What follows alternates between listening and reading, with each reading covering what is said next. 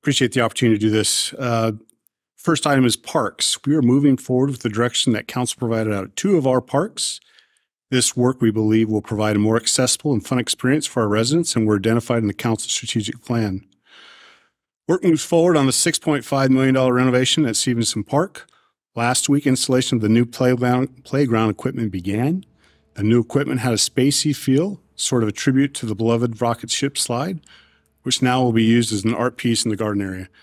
Substantial completion is planned for July 15th, pending rain. Final completion due to some supply chain issues will be late summer, early fall.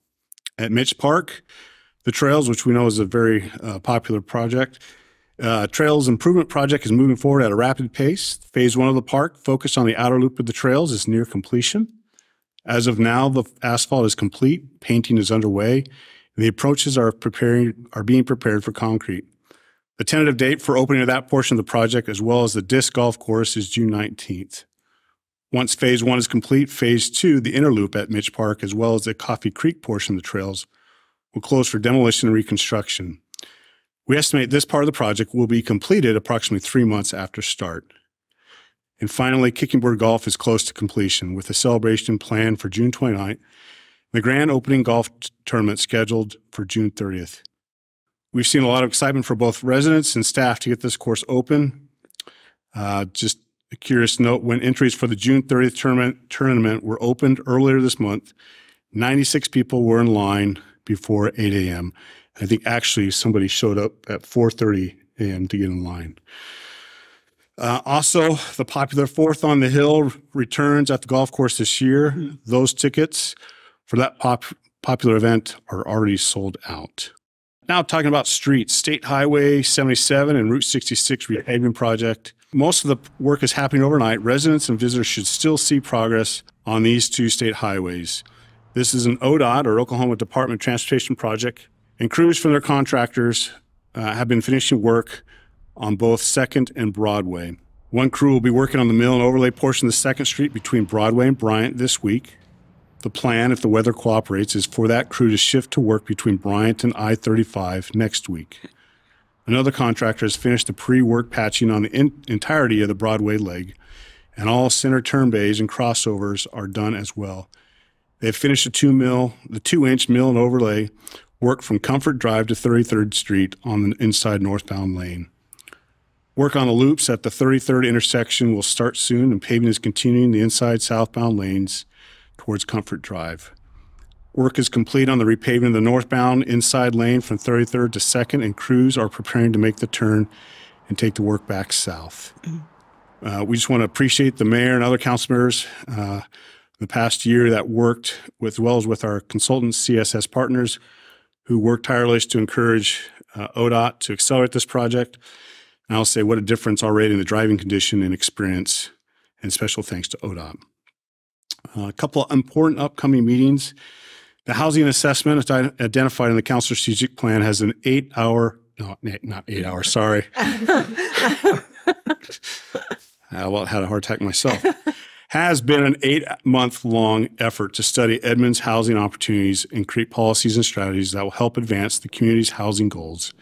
Is in the final stages. The results will be presented to City Council in a workshop at 3:30 p.m. before the June 26th City Council meeting.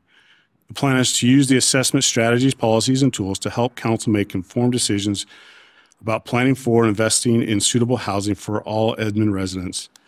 The city will also share the study results with partners so that they can use these tools also. Arcadia Master Plan. This year-long effort, also identified in the strategic plan, is complete. Sounds like my daughter, literally complete, which is the final report having edits taking place. This in-depth study included dozens of stakeholder groups as well as citizen involvement in developing a comprehensive plan. The plan also included a fiscal analysis of the value of the improvements being proposed. I won't give you the final number right now, but I'll just say the financial value of those improvements is north of $30 million. We anticipate bringing this to council in a workshop in July. Now, we had a great special event these past few days here in Edmond. Yesterday was the final day of competition at the UCO Endeavor Games. This is a really special event that brings hundreds of athletes with physical disabilities to complete at local athletic facilities at UCO, Mitch Park, YMCA, Cheyenne Middle School, Edmond Center Court, and Edmond North.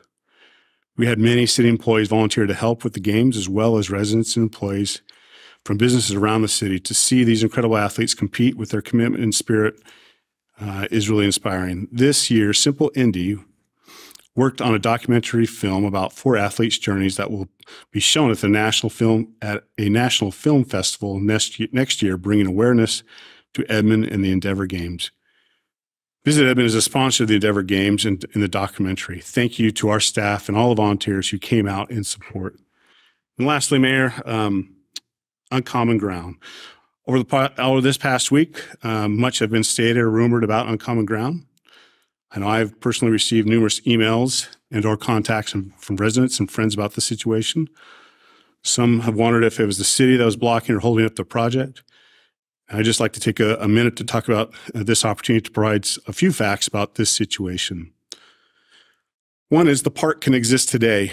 Mr. French can transfer the property into the public trust today, if he so chooses. That action would remove any concern or threat about the apartments that has been expressed by members of the public.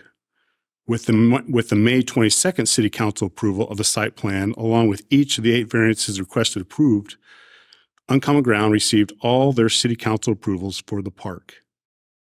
Uncommon Ground is free to submit their civil and building plans for review, and once approved, can pull permits and start construction of the park. The city has not stopped working on the park concept since the May 22nd meeting. In tonight's budget, staff has included $500,000 to start design of Coltrane in anticipation of the park.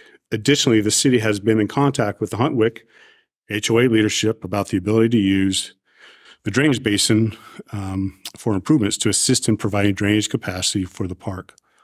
Last week, HOA stated in writing that they support the use of the basin for the park. The city remains at the table ready to work on a memorandum of understanding or an MOU regarding the additional significant financial incentives Uncommon Ground was requesting of the city. Those incentives included upfront as well as ongoing annual financial incentives. The city had not made any decision on those requests as we were still working with Uncommon Ground to better understand and define these requests. The purpose of the MOU was to detail the respective responsibilities, timing, and commitments of both parties. Again, the park can exist today, and we hope Mr. French would reconsider his decision to bring this awesome opportunity to the Edmond.